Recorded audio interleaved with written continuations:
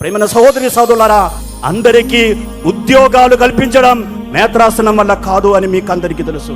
కానీ మీరందరూ ఉద్యోగులుగా, ప్రయోజకులుగా మారాలనేది నా యొక్క గొప్ప కళ, నా అభిలాష. సోమరితనం పనికిరాదు. సోమరితనం ఒక బలహీనత కాదు ప్రియులారా.